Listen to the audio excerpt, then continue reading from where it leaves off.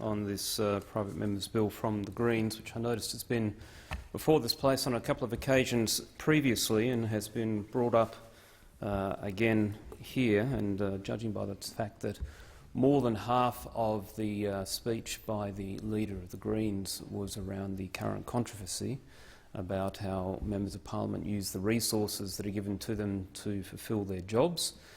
Clearly there's a fair bit of political expediency in them bringing this forward again. However, I won't address that, but look more broadly at the concept of a Federal ICAC and to articulate some of the structures that are in place federally that have meant that the federal government and its departments haven't suffered some of the same issues that we have seen in some of the state jurisdictions that have been mentioned.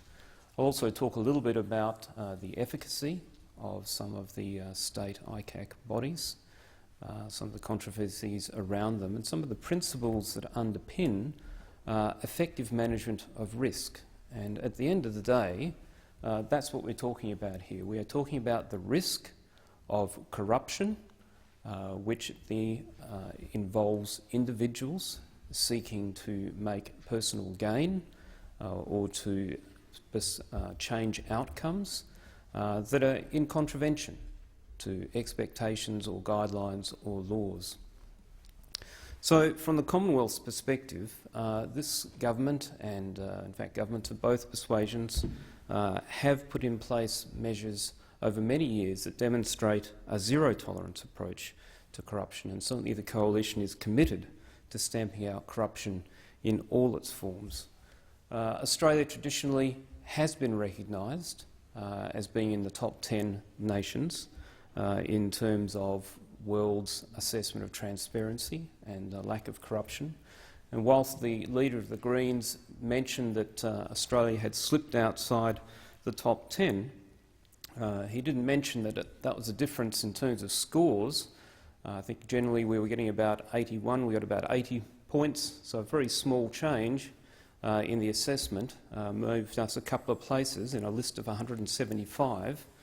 So it's not as though Australia is taking a nosedive down a path that indicates that we have tremendous problems. We sit very comfortably with our comparative nations such as the UK and US that we would expect to have systems on a par in terms of transparency and efficacy.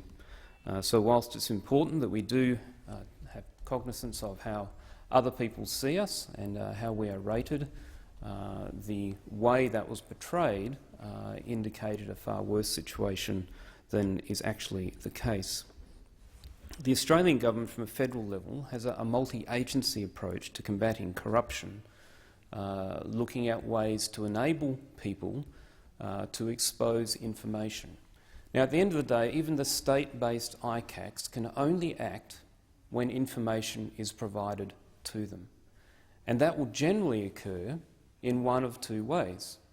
Either you will have somebody who provides the information, they've seen something happening that is wrong, and they will contact a government official, or they will contact the media, or they will in some way provide that information, or secondly, the government will find that information itself through its own fraud control processes, which is why we have audit officers from a whole-of-government perspective, and individual departments have internal audits and investigatory powers to make sure that we find out on a routine basis how taxpayers' money is spent and the basis of decisions that are made. The element that also comes into the federal government's approach is one of risk mitigation, which is not only that planning in terms of putting in the provisions for audit and the provisions of whistleblower schemes, but importantly, a lot of emphasis is placed on training of staff to be aware of fraud and corruption, to the point where, certainly in my experience, having had over 20 years in the Defence Department, there is mandatory training that you must do not only when you first join, but on a recurrent basis about what kind of conduct is fraudulent, what kind of conduct is ethical. And that is the basis for shaping culture, not only for the actions of individuals, but also shaping a culture whereby people will recognise fraud, and with the mechanisms in place to allow them to report, we will see outcomes where they are held to account if fraudulent or corrupt behaviour has occurred.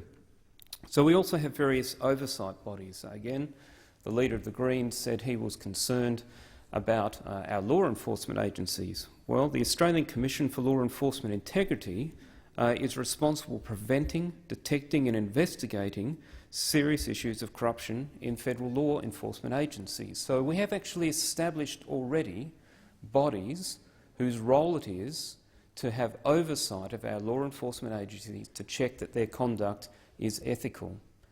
Even those that are more secretive, and so I look at groups like ASIO and ACIS.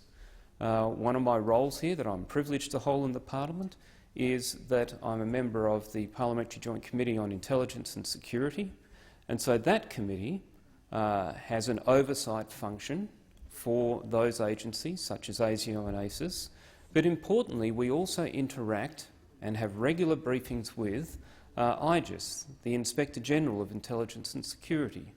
Now, the role of IGIS is to have unfettered access, even including all the things that are classified and secure, so that there is an independent watchdog that is watching over how those agencies operate, both from their conduct of operations through to the way that they conduct business. One of the roles of the committee is to further look at expenditure and to query them on decisions they've made around how that works. So even with our most secretive agencies, the federal government has systems in place where we have watchdogs at a very high level policy, if you like, for the Parliament, but then moving down to people who have very detailed access into the organisation.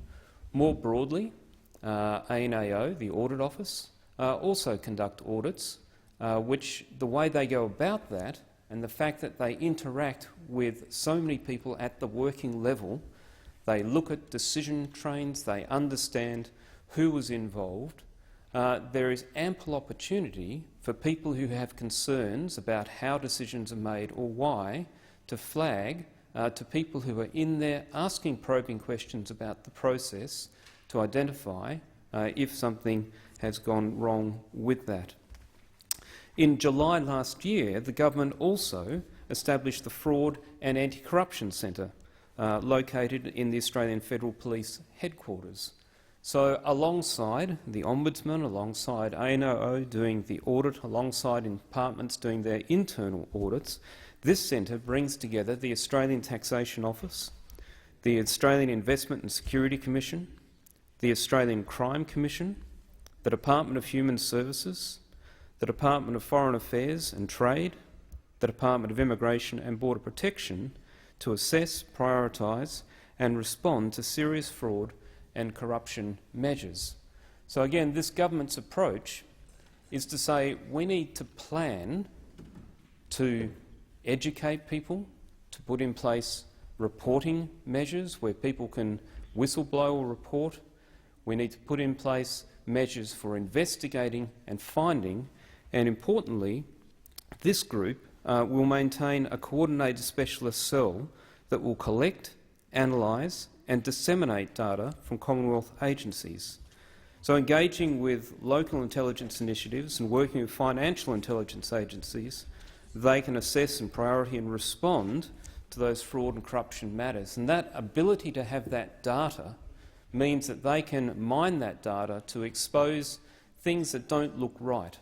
And that's the starting point to provide evidence of the fact that some corrupt behaviour or fraud has occurred.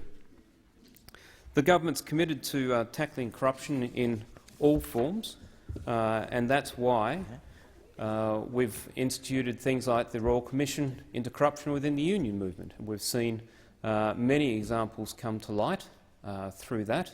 And one of the reasons we've had that external body is because there hasn't been the internal controls over those movements. And so we've seen corrupt behaviour come out, and there's been some quite gross examples of corruption within that area. But the reason is that there is not that internal control, and that's the difference with the federal government, that there are the internal controls over what we do. So defence, as I said, is my background, and I think it's instructive to look at how the Defence Department handle this. Now, I know, having sat through many Senate estimates, having been on the Foreign Affairs, Defence and Trade committees looking at Defence's conduct, that there have been criticisms in the past of their internal investigatory service. But one of the things that Defence does do, like other departments, is it has an evolving process of improving, and particularly as we start getting more whole-of-government processes and integration, we see those measures lifting in their efficacy. In terms of fraud control, Defence now consults with the Australian National Audit Office, and so in consultation they've strengthened their control framework for fraud to align with the Commonwealth's fraud control guidelines. So at the beginning of 2013, they conducted a fairly robust internal and external assessment of the strategic, operational and tactical level fraud risks within the department. And what that then developed was their Defence Fraud Control Plan, which looked at the measures that Defence would take to prevent, detect and then respond to fraud.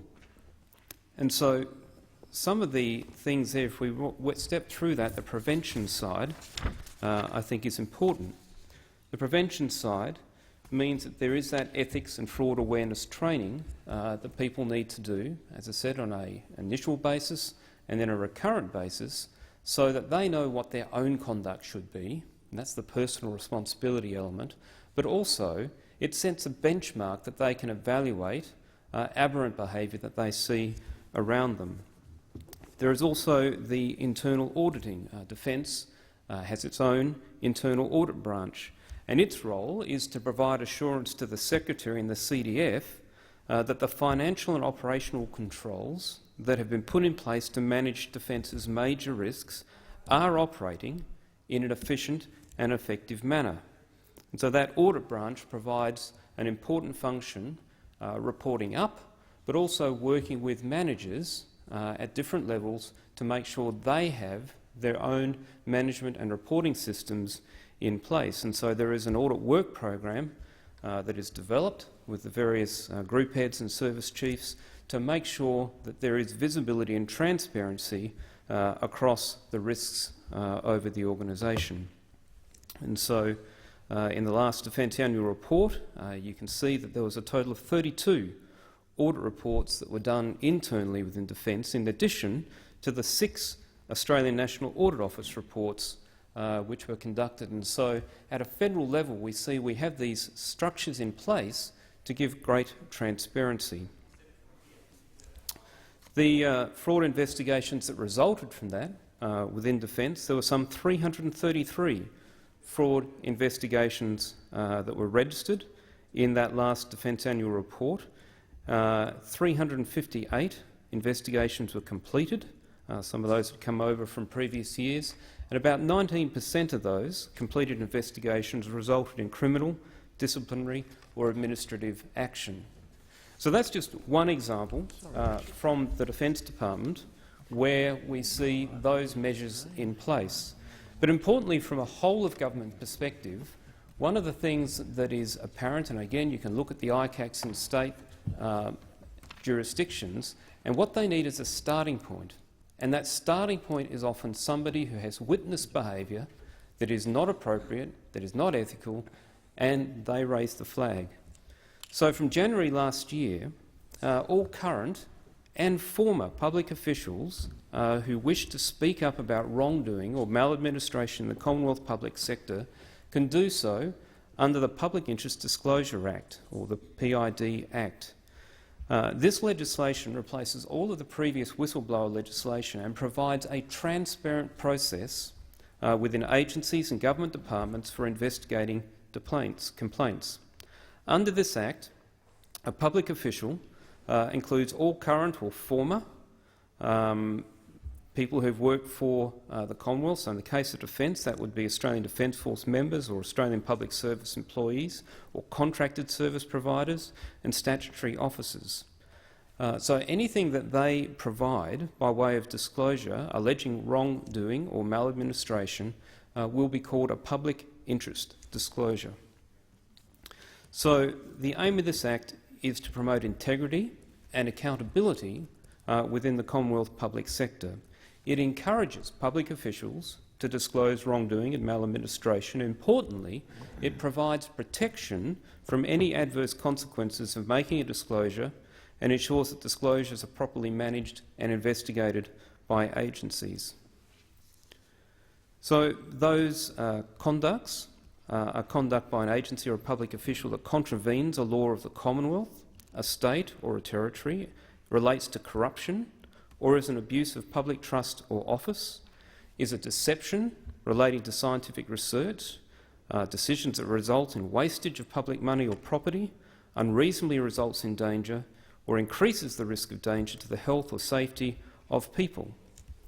So it's quite a broad remit there, but as I say, coming back to that principle, alongside the audit programs that are put in place, the Commonwealth has put in place a framework that encourages, enables and protects people who wish to highlight that unethical conduct has occurred.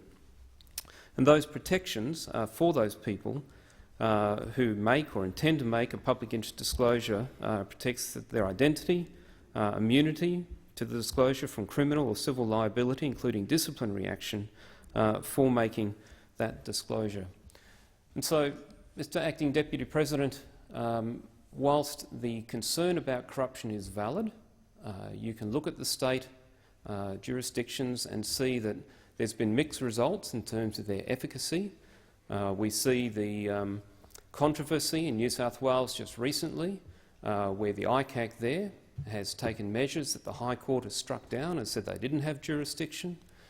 We see people who've been investigated and careers put on hold or ruined in some cases, and yet there's been no definitive finding of guilt. So there's been a mixed result for those. But what the Commonwealth has done is said we're going to take the key elements, which is bringing to light misconduct, we're going to prevent it where we can through training and culture, but we recognise human behaviour as what it is, so we'll put in place the audit processes, we'll put in place the processes whereby people can report without fear or favour, and then we will take action where required.